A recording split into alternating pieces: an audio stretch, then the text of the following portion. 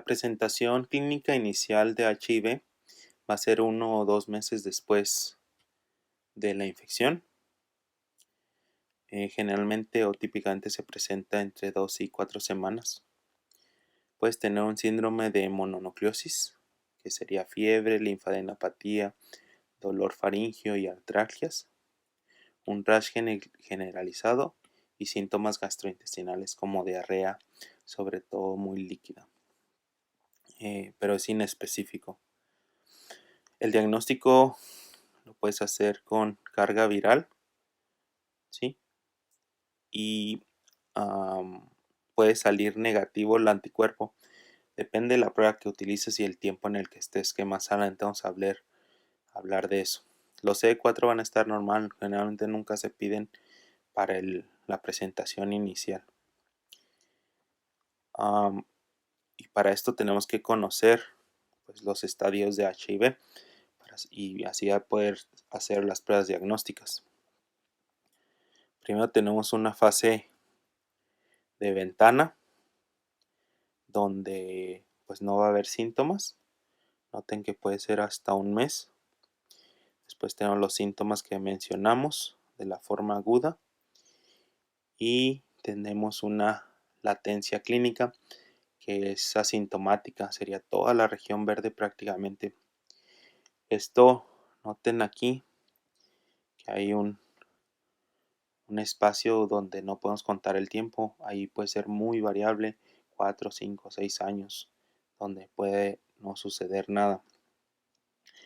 Y después hay un punto de quiebre donde se pierde la memoria de las células T o la respuesta a anticuerpos ya preexistentes, es decir, aquí podrías tener infecciones de vacunas que ya habías tenido porque ya la respuesta no es adecuada. Y es cuando tenemos los síntomas constitucionales y algunas infecciones oportunistas para HIV. Y todo comienza en los niveles de CD4 de 400 aproximadamente. Esta gráfica, pues cabe mencionar que aquí está midiendo los CD4, por eso mencionaba que son 400 aquí, en esta línea. Y acá está midiendo la carga viral, el número de copias del virus. Entonces prácticamente esta gráfica nos sirve para la línea verde y la línea roja, que son las líneas de CD4 y de el virus. Noten cómo el virus se eleva y después disminuye porque es regulado por el sistema inmune, pero al final la función de los C4 va disminuyendo tanto que el RNA empezaría a subir hasta llegar a la muerte prácticamente, ¿no? Y los CD4 van bajando. Cuando llegamos al punto de 200 es cuando ya tenemos el famoso SIDA. Las pruebas diagnósticas dependen de los anticuerpos que están viendo aquí y de los antígenos. La primera es el NAT, que es un test de ácidos nucleicos, por lo tanto medimos el RNA viral. Este va a estar positivo desde los 10 días prácticamente. Después tenemos el ELISA de cuarta generación para el antígeno P24, que puede ser detectado desde los 15 días. La ELISA de IgM de tercera generación se puede utilizar a partir de el día 21. ¿Sí? Vamos a observar. ELISA de segunda generación se puede utilizar prácticamente a partir del día 30 y el de primera generación a partir del día 40. Todos estos detectan los anticuerpos ya sea de glucoproteínas o de P24. Depende del kit, pero esos son los más comunes. ¿Por qué? Pues noten que a partir del primer mes se empiezan a elevar estos anticuerpos P24 y GP120. Entonces Por eso antes lo más que se podía detectar era hasta los 40. Era cuando llevábamos 40 días, era cuando llevábamos cero conversión. Ahora lo podemos detectar prácticamente desde el día 15, las primeras 2 semanas. ¿Sí? También tenemos Western Blot, que en los primeros días, si lo hacemos en los 25, nos va a salir indeterminado. Después del día 100 ya nos puede salir, perdón, después del día 50 ya nos puede salir positivo, pero va a ser en el negativo el P31, y a partir del día 100 ya podría ser positivo para P31 y para todos los demás. Quiero recordar un poquito que Western Blot, pues primero degradas todas las proteínas de los virus, después pones el suero del paciente con los anticuerpos que vaya a tener el paciente, y después pones anticuerpos contra anticuerpos. Entonces, si este paciente sí presentaba los anticuerpos, se van a quedar marcados respecto a la proteína del HIV. Entonces, este sería nuestra base. Están todas las proteínas de HIV que el laboratorio las puso, y los pacientes serían estos. Por ejemplo, el paciente 2 es, tiene GP660, si se fijan, GP160 positivo y GP40 positivo. El paciente 3 es PB24 positivo, P31 positivo y P66 positivo. Y el paciente 4 es indeterminado y este no tiene nada. Entonces así lo que está detectando Western Blot es la presencia de anticuerpos, pero lo hace de una manera muy específica porque el laboratorio pone todos los anticuerpos del virus, y si nosotros tenemos todos los antígenos del virus, perdón, y si nosotros tenemos los anticuerpos, pues este sistema lo va a detectar. En cambio, ELISA, el laboratorio solo pone un antígeno, el que vayamos a buscar, y si nosotros tenemos el anticuerpo se va a unir a él. Entonces, el laboratorio pone un anticuerpo antianticuerpos con una enzima que cambia de color. Si sí se pegó este antianticuerpo con nuestro anticuerpo, porque si había el anticuerpo, pues va a cambiar de color. Entonces, por ejemplo, aquí el paciente sería la y tendría 4 diluciones positivas. El paciente B solo una dilución. El paciente C tendría 6 diluciones y así sucesivamente. ELISA es una prueba mucho más rápida y barata que Western Blot y es menos específica, pero es muy sensible. De hecho, hay algunos facts, hechos que tenemos que saber de todos los estudios que hacemos para HIV, empezando por ELISA. Es muy sensible, 99%, pero tendría muchos falsos positivos, que no importa mucho, por eso lo usas como un test de screening para buscar enfermos. Te van a salir muchos positivos, de esos no van a estar enfermos y tienes que comprobarlo. ¿Con qué lo compruebas? Con Western Blot, que tiene muchos falsos negativos. Es decir, si te sale negativo puede que tengas la enfermedad, pero eso no importa. Lo que estás buscando es que salga positivo después de un test de screening como ELISA.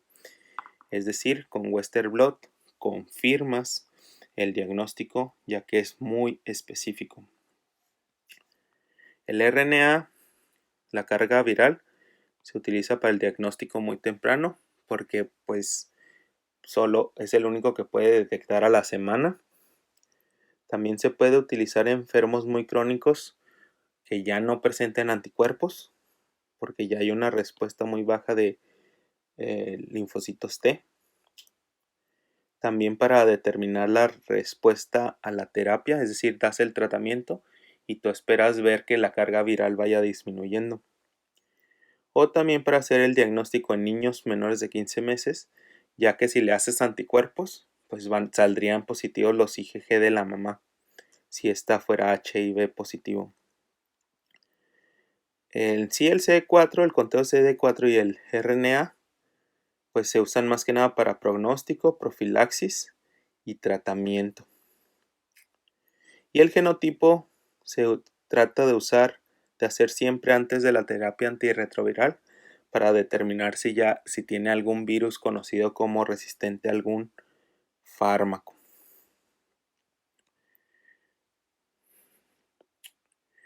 Bien, eso sería todo de los diagnósticos y los estadios de HIV. Finalmente, ¿qué sucede cuando ya tus niveles de CD4 bajan a 400 o a 200?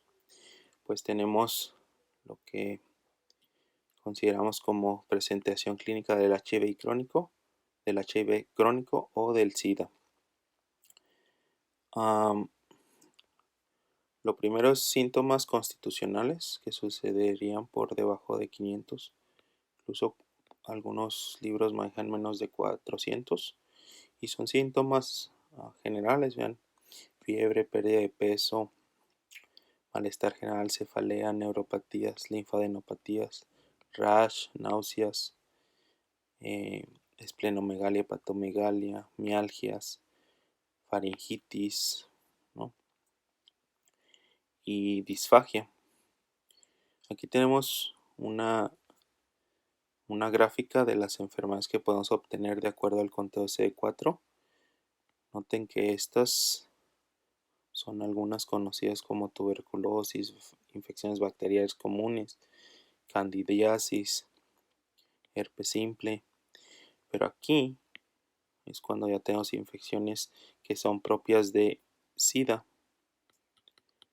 Y el diagnosticar alguna de estas enfermedades ya hace el diagnóstico, como neumocistis carini, toxoplasma gondii, Cryptococcus neoformans, coccidioidomicosis o cristosporidiosis. Acá ya tenemos infecciones rarísimas, que son cuando tenemos menos de 50 CD4, como el Mycobacterium avium complex, la retinitis por citomegalovirus e incluso un linfoma del sistema nervioso central. Esta tabla es lo mismo, está un poquito más específica, pero más que nada lo quiero para mencionar la profilaxis. Noten que los medicamentos profilácticos que podemos dar para Jirovecci, toxoplasma, histoplasma, para citomegalovirus, Cryptococcus, para Mycobacterium avium complex o para tuberculosis. Todos esos profilácticos los vamos a dar cuando el paciente esté en la zona de esa enfermedad.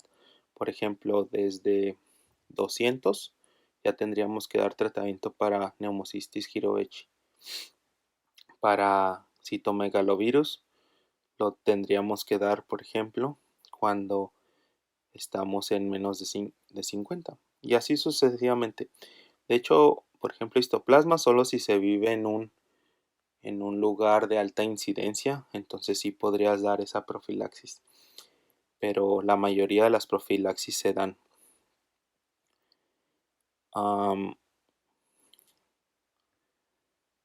Y regresando un poquito a esta gráfica, pues entonces hay que recordar que aquí es menos de 400 y aquí menos de 200. ¿Qué hace que los CD4 hayan bajado tan drásticamente a partir de un momento? Es el cambio de TH1 a TH2, porque TH1 estimula a los CD8 para que controlaran a los CD4, los estuvieran destruyendo. Pero llega un momento en que la respuesta se hace TH2 y esto se pierde y es prácticamente el punto donde empiezan a disminuir drásticamente los CD4 y empezar con los síntomas constitucionales que les mencionaba acá abajo. Finalmente, el tratamiento, ¿cuándo se debe iniciar? Cuando ya tenemos menos de 500 CD4 o si la carga viral es muy grande en cualquier momento de la enfermedad, más de 1.000.000. Si está embarazado, si bajaron los CD4 muy rápido, 100 en menos de un año, si ya tienes alguna infección como hepatitis B o hepatitis C, o si tienes alguna infección oportunista de las mencionadas en las tablas. También es muy recomendado no dar el tratamiento durante un estado agudo de la infección porque puede suceder el síndrome de reconstitución inmunitaria, que esto quiere decir que le das el tratamiento, reconstituyes la inmunidad y te genera una respuesta severa autoinmune. El régimen inicial para la terapia antirretroviral generalmente es a base de 2 nucleósidos inhibidores de la transcriptasa inversa más un inhibidor de la integrasa, aunque aquí puede ir cualquier otro fármaco de alguna familia distinta. En caso de que se detecte alguna resistencia, pues el régimen se aplica para el virus que afectó a esta persona. Bien, pues con esto concluimos HIV. Cualquier duda o pregunta déjenlo en los comentarios, por favor. Tengan buen día.